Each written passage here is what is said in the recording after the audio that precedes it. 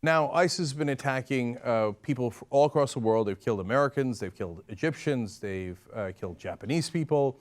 And so now our right wing has decided that we're in a holy war. Now, we're going to get into the specifics in a second. And they've also decided that President Obama is not doing enough. Of course, that's what they always say. So, for example, there was a conservative who tweeted out, Stephen Miller, he said, ISIS kills a Jordanian, airstrikes. ISIS kills 21 Egyptians, airstrikes. ISIS kills Kyla Mueller, selfie stick and golf. Now, Kylie Mueller is an American, and he's saying that Obama at that point played golf and used a selfie stick, and ha, he didn't do anything. There were no airstrikes. Now, it's not just a lone idiot on Twitter who is a conservative blogger or whatever he is, right? It's Bob Schieffer at Face the Nation. He says, we have another American hostage killed, and Congress and the president goes off to California to do fundraiser and some other stuff. Now, I can't stand that they do so many fundraisers. But they're doing them nonstop. So at any point, you can criticize them for doing a fundraiser instead of doing something important, right? But the reality is, it makes it seem as if we're not doing anything. But that's not true. So let me give you the real numbers. Strikes against ISIS by the United States. There have been 12 conducted in the 48 hours after Kyla Mueller's death. So Jordanian gets killed, airstrike. Egyptians get killed, airstrike. American gets killed, 12 airstrikes. You think we're not doing enough airstrikes on ISIS? Here's a reality. We've had 2,400 airstrikes since the beginning of military operations last summer. We've done more airstrikes against ISIS than everyone else combined. But conservatives and mainstream media pretend, Obama, all he's doing is golfing and fundraising. He's not doing any airstrikes. They're misleading you. It's a lie, okay? So now, State Department spokesperson Marie Harf went on TV, and she wanted to talk about how to handle ISIS as well, and she got herself in trouble for saying something intelligent. Let's watch. Killing enough of them? We're killing a lot of them, and we're going to keep killing more of them. So are the Egyptians, so are the Jordanians. They're in this fight with us. But we cannot win this war by killing them. We cannot kill our way out of this war. We need, in the longer term, medium and longer term, to go after the root causes that leads people to join these groups, whether it's lack of opportunity for jobs. We're not going to be able to stop that in our lifetime or 50 lifetimes. There's always going to be poor people. There's always going to be poor Muslims. And as long as there are poor Muslims, the trumpet's blowing. They'll join. We can't stop that. Can we? We can work with countries around the world to help improve their governance. We can help them build their economy so they can have job opportunities for these people. Work at the root causes of this. What makes these 17-year-old kids pick up an AK-47 instead of try to start a business? Maybe we can try to chip away at this problem while at the same time going after the threat. So she says we can't kill our way out of this, which is only the truest statement anybody's ever said. As she's about to point out, American military commanders have also said the same things. Everybody explodes. How dare you? The answer is death and more death. How dare you suggest that we try to address the root causes? Are you crazy? So now she's going to have to defend herself. Let's watch. I'm not the first person to say something like this. Military commanders that we've had throughout many years here fighting this war on terrorism have said the exact same thing, that in the short term, when there's a threat like ISIL, we will take direct military action against these terrorists. We have done that. We are doing that in Iraq and in Syria.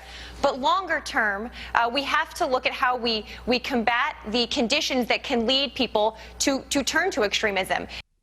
Okay, seems logical. In fact, she's right about what military leaders have said.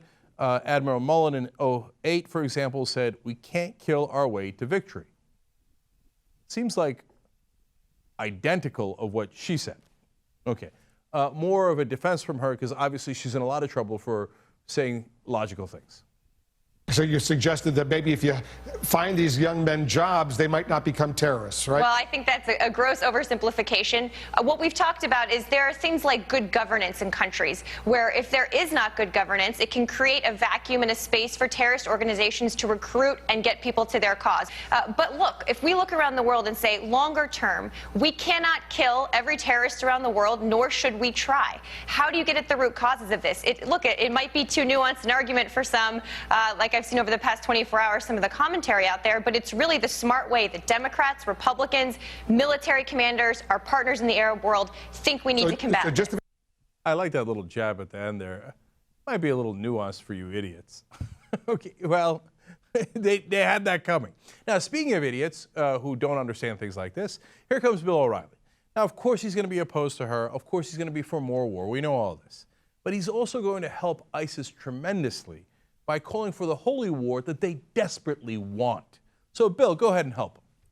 The holy war begins. That is the subject of this evening's Talking Points memo. President Obama's unwillingness to engage the ISIS savages on the ground is becoming a very serious story that may define his entire presidency. This week, there will be some meetings at the White House about the growing terror threat. We can expect a lot of speeches. Talking Points well understands that the wars in Iraq and Afghanistan have hurt America's ability to confront evil around the world. President Obama and many Americans do not have the heart for another global conflict. There is only one leader with the cachet to lead the fight, that reluctant warrior, Barack Obama. This is now a so-called holy war between radical jihadists and everybody else, including peaceful Muslims. But with ISIS expanding its territory and recruiting thousands of fanatical killers from all over the world, no one is safe. Therefore, it is imperative that President Obama stop living in a theoretical, even fictional world. The holy war is here. And unfortunately, it seems the President of the United States will be the last one to acknowledge it. Speaking of living in a fictional world, I just told you, we did 2,400 airstrikes against ISIS. What did you want? 2,500 airstrikes? Would that have appeased your warmongering? But it wouldn't have. We could have done 4,800. We could have done triple. We could have done 100 times that amount of bombing, and Bill O'Reilly would still not be appeased and call President Obama a reluctant warrior. And you schmuck, don't you get it? ISIS is beheading these people, trying to draw us in to a holy war. That's all of their propaganda. That's what they say to other Muslims. You see that? The Christians want to fight us. The West wants to fight us. America wants to fight us in a holy war. So they're going to take Bill O'Reilly's tape and they'll probably run it as is and say, we told you so. We told you the Americans wanted a holy war. Now O'Reilly's going to help them some more. So Ms. Harf, who speaks for the State Department, John Kerry, is telling the ISIS killers themselves and the world that organized military opposition cannot defeat the terror group. That's just nonsense. If the world united against the jihad, it would be defeated. But again, there's no effort to do that. And so the atrocities continue. There's no effort to do that. What more bombing do you want? No effort, he says, to do that. I mean, you want to talk about misleading? They call this a news channel. Isn't it hilarious? And so he's saying, no, the answer is war. But, Bill, war is what created them in the first place. There was no ISIS in Iraq before we invaded Iraq. And we opened up Pandora's box and we dropped bomb after bomb after bomb.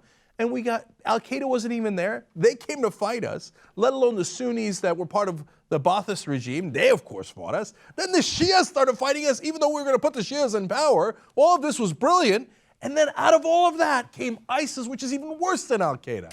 That's what your war brought you. And your answer to that is more war. How profoundly stupid do you have to be to believe that that's the correct answer?